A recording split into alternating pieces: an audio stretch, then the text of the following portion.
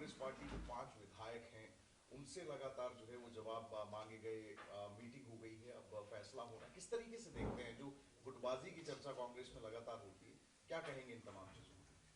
देखिए, हरियाणा प्रदेश में पिछले 2-3 राज्यसभा चुनाव का इतिहास लगभग एक ही जैसा रहा है और आज़ाद उम्मीदवार के तौर पर हरियाणा में जो भी चुनाव किसी ने लड़ा है तो उनको समर्थन सभी पार्टियों से मिलता आया है।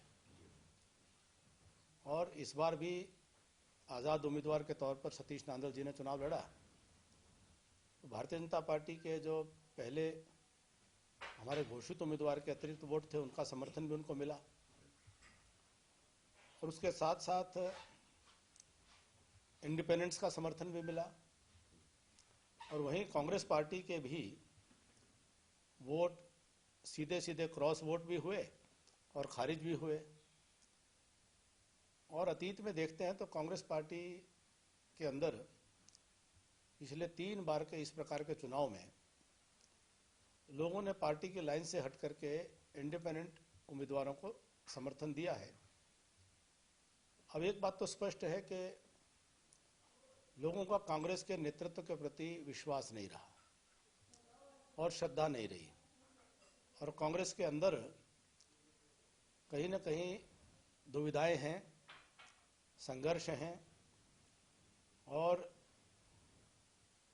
आज़ाद उम्मीदवार की दृष्टि से देखूं और भारतीय जनता पार्टी ने समर्थन किया था उस दृष्टि से देखूं तो मैं जो कांग्रेस पार्टी के मित्र हैं जिन्होंने इस प्रकार से किसी भी रूप में सहयोग देने की चेष्टा की है तो हम तो उनका आभारी व्यक्त कर सकते हैं।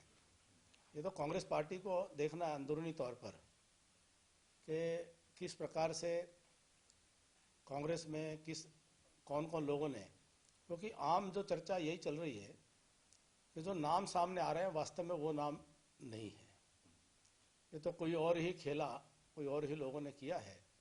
तो कांग्रेस पार्टी का अंदरूनी विषय है वो इस खेले को कितना समझ पाते हैं और कितना इसको पिछले 2 चुनाव के बाद तीसरी बार फिर से हुआ है। तो कांग्रेस के अंदरूनी विषय है वो देखते हैं कितना इसको समझ पाते हैं।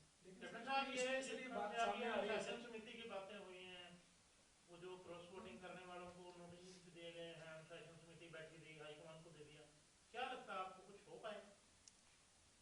पहले का इतिहास क्या कह रहा है? पहले भी इसी प्रकार की घटनाएं हुई हैं और वही नेतृत्व जो पहले खेला में आज भी उसी प्रकार का खेला। तो ये अनुशासन समिति उनकी अपनी इंटरनल मैटर है, लेकिन जो पहले हुआ है वो आगे हो जाएगा। लेकिन सर, जो विधायक जिनके ऊपर क्रॉस वोट का आरोप है उन्होंने सीधे तौर पर एक बात कही है, वो कह रहे हैं कि अपने चहेतों को बचाया जा रहा है और हमें निपटाया जा रहा है। उनका सीधे तौर पर उनके जो विधायक दल के नेता है, पूर्व मुख्यमंत्री है भूपेंद्र सिंह हुड्डा, उनका ये आरोप है कि वो उनको निपटाना चाहते हैं। पार्टी के अंदर पहले भी उनको नहीं तरजीह मिल रही, उनको सुना नहीं जाता और अब इस मौके पर उनको निपटाने की कोशिश हो रही है, तो ये आरोप है। देखिए, सबसे बड़ी बात यह है कि कांग्रेस पार्टी ने इस चुनाव को बड़ी गंभीरता से लेने की एक प्रकार से मैसेज दिया कि वो सभी विधायकों को लेकर के वो हिमाचल चले जाते हैं, उनकी ट्रेनिंग होती है और अपने वरिष्ठतम लोग जो हैं वो चुनाव के अंदर बैठते हैं कि एजेंट बन करके। अब या तो जिसने वोट दिया है या उस मतपत्र को हैंडल किया है, क्रॉस किया है या खारिज हुआ है, अब इसको देखने का काम या तो वो विधायक एक मतदाता के नाते देख सकते हैं और या जो अंदर बैठे हुए एजेंट थे उनकी नज़र में आया होगा। अब वो ये कहें कि भाई मैं इतने सारे याद कैसे करूं, ये तो खारिज होने वाले तो 5 और 4 9 थे, तो जुबानी भी याद हो जाते हैं और किसी का कुछ था तो उनको नोट करने से किसने, और वहां पे उनको अगर ऑब्जेक्शन भी करनी थी तो वहां पर भी उसका अधिकार था कि नहीं था। ये सारे विषय ऐसे हैं जो संकेत तो ये करते हैं कि दाल में कुछ न कुछ तो ये बात तो सामने जनता चर्चा कर ही रही है कि बलि का बकरा किसी को बनाया जाए, और वो सच जानते हैं तो सच सामने आए तो अलग बात है। बाकी हम तो अपनी तरफ से तो धन्यवाद ही दे सकते हैं। कैप्टन साहब, एक ये गंभीर आरोप भी लग रहे हैं कांग्रेस की तरफ से कि जिन्होंने क्रॉस वोटिंग की उनको भारी जो है धन लाभ दिया गया, इसमें लगता है कुछ? इन आरोपों पर आपका क्या कहना? अगर ऐसी कोई बात है तो पहले वो अंदरूनी तौर पर इंक्वायरी कर लें और उसका कोई प्रूफ लेकर के आए। इतने बड़े लोग हैं, इतने जिम्मेदार लोग हैं, वो पहले अपना अंदरूनी इंक्वायरी कर लें और उससे पहले के 2 चुनाव हुए हैं उसकी भी समीक्षा कर लें, उसके बारे में बता दें। तो ये तो एक अनर्गल बात है, उनका अपना सारा सिस्टम फेल हुआ पड़ा है, तो उनके पास जवाब देने को कुछ नहीं है।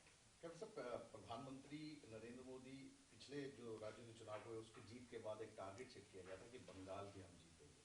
बंगाल में लगातार पार्टी सक्रिय है, क्या किस तरीके से आप पॉलिटिकल बहुत गहराई से भी समझते हैं, आपने काम भी किया है वहां पर भी, किस तरीके से कैंपेन चल रहा है और किस तरीके के नतीजों की उम्मीद आप बता? आज हरियाणा के सीएम भी वहां गए हैं। जी, आज हरियाणा के बहुत सारे कार्यकर्ता चुनाव में, असम में, बंगाल में लगे हैं और मुख्यमंत्री जी का भी आज दौरा है।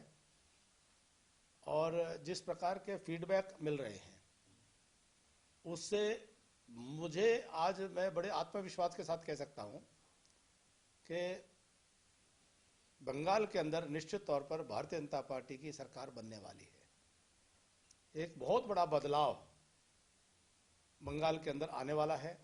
बंगाल की जनता तृणमूल कांग्रेस के कुशासन से त्रस्त आ चुकी है, तंग आ चुकी है, और उनकी जो एक तुष्टीकरण की नीति है, जो अल्पसंख्यकवाद की नीति है, और वहां का सारा उद्योग और व्यापार पलायन कर चुका है, उसके कारण से घोर भयंकर बेरोजगारी की स्थिति है, भूखमरी की स्थिति आ चुकी है। बांग्लादेश के साथ में भारत का जो सीमा है वह बंगाल की सरकार के संरक्षण में बहुत कमजोर स्थिति में और बहुत ज्यादा वहां से आवागमन की, और बहुत सारा वहां से लोग पश्चिम बंगाल, हमारे बंगाल में आए हैं। तो इससे वहां की जो स्थानीय जनता है वो बहुत परेशान है, दुखी है, और बड़ा बढ़ चढ़ करके उन्होंने एसआईआर के अंदर इस पूरे जो साफ सुथरा अच्छा एसआईआर हो, तो इसके लिए भी वहां के जनता ने भी बड़ा रुचि लेकर के इसमें काम किया है।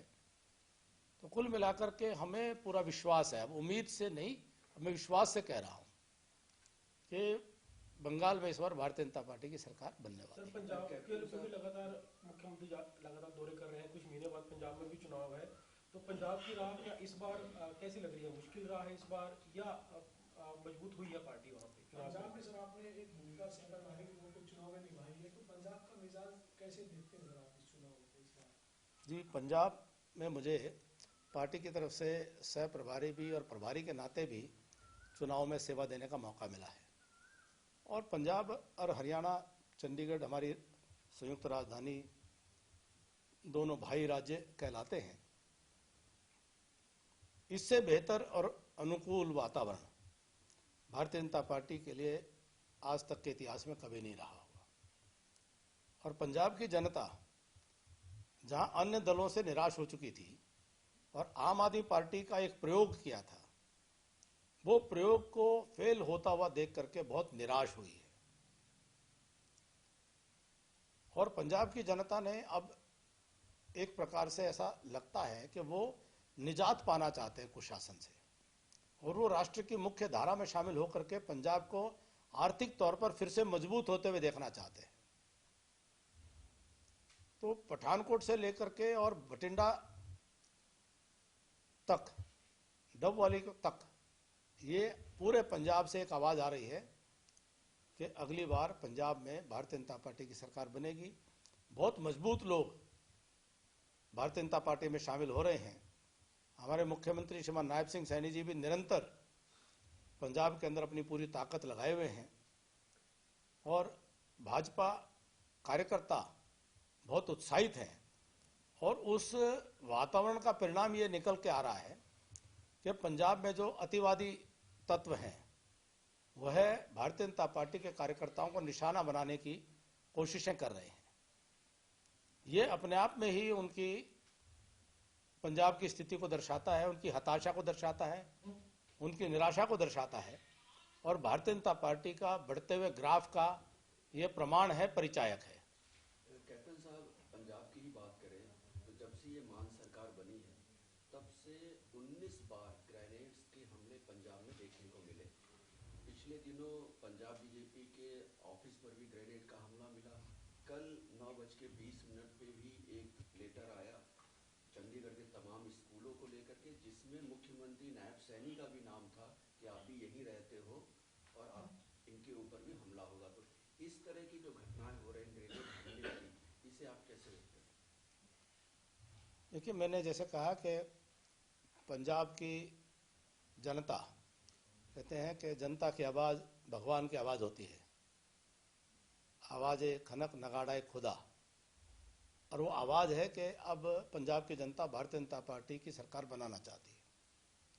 तो ऐसे कुछ तत्व जो एक्सट्रीमिस्ट एलिमेंट हैं, अतिवादी तत्व हैं, वो पंजाब में शुरू से ही शांति भंग करने का प्रयास करते रहे हैं और अब विशेष रूप से वो हर प्रकार की कोशिशें करते हुए दिखाई दे रहे हैं कि भाजपा का कार्यकर्ता निरुत्साहित हो और वो धमक से प्रभावित होकर के और वो कम काम करे। उनको हम बताना चाहते हैं कि भाजपा का कार्यकर्ता ऐसी धमकियों से डरने वाला नहीं है, बल्कि उसका उत्साह और बढ़ता है। सर, एक किसान नेता यशपाल मलिक और जसवीर जसिया सौमित जसिया जो हैं, उनका सोशल मीडिया पे इंटरव्यू वायरल है और कहते हैं कि आपके खिलाफ एक बड़ी साजिश जो रची गई, लेकिन आगे खुल के वो भी कुछ नहीं बोल रहे। तो उनके इन दोनों बयानों को, मतलब दोनों आदमियों के बयानों को कैसे देखते? क्योंकि कहीं ना कहीं ये सीधे तौर पर उस वक्त आंदोलन से एसोसिएट थे डायरेक्टली और काफी फैसलों में भूमिकाएं रही हैं। देखिए, जो ये तथाकथित जो नेता है, जो आरक्षण आंदोलन का नेतृत्व करने का जिन्होंने एक स्वांग रचा था और मैं कभी भी उनको और उनके द्वारा किए गए किसी विषय को रिस्पॉन्ड करके सम्मान नहीं देना चाहता, सम्मान नहीं दे सकता हूँ। ऐसे तत्व जो एक समाज को दूसरे समाज के सामने खड़ा करें और आपसी भाईचारे को संकट में डालें और हरियाणा प्रदेश का भाईचारा जिन्होंने समाप्त किया हो बाहर से आकर के, और चाहे हमारे यहाँ का भी कोई व्यक्ति रहा हो, तो मैं ऐसे तत्वों को सम्मान की दृष्टि से नहीं देखता।